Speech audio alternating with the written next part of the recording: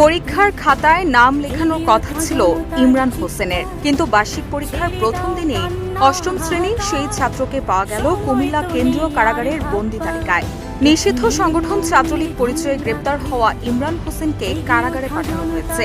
এর ফলে ২০ নভেম্বর থেকে শুরু হওয়া বার্ষিক পরীক্ষায় আর অংশ নিতে পারেনি ইমরান। পরিবারের দাবি, কোনো প্রমাণ ছাড়াই ইমরানকে ফাঁসানো হয়েছে। ইমরান নাঙ্গলকোট উপজেলার ঢালুয়া বহুমুখী উচ্চ বিদ্যালয়ের অষ্টম শ্রেণীর ছাত্র।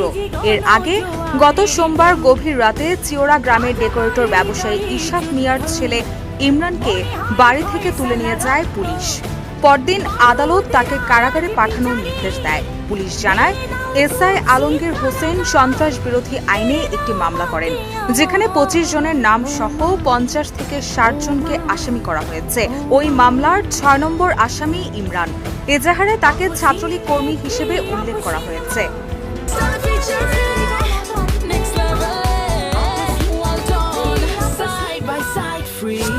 তবে ইমরানের বাবা ইশাক মিয়া পুরো অভিযোগকে অস্বীকার করে বলেন, তাদের পরিবার কোনো রাজনৈতিক কর্মকাণ্ডে জড়িত নয়। হঠাৎ রাত ৩টার দিকে পুলিশ আমার ছেলেকে ধরে নিয়ে যায়। পরীক্ষার প্রবেশপত্র নিয়ে থানায় গেলেও কোনো সাহায্য পায়নি। আদালতও জামিন দেয়নি।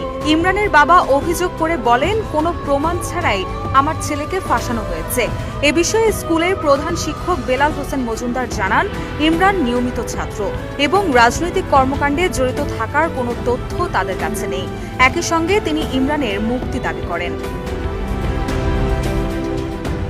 এদিকে স্কুল ছাত্র ইমরান ছাত্রলীগের কর্মকাণ্ডে সরাসরি যুক্ত এমন কোনো প্রমাণ আছে কিনা জানতে চাইলে নাঙ্গলকোট থানার ওসি একে ফজলুল হক বলেন, আমাদের কাছে ছেলেটির এমন কোনো ছবি বা ভিডিও নেই।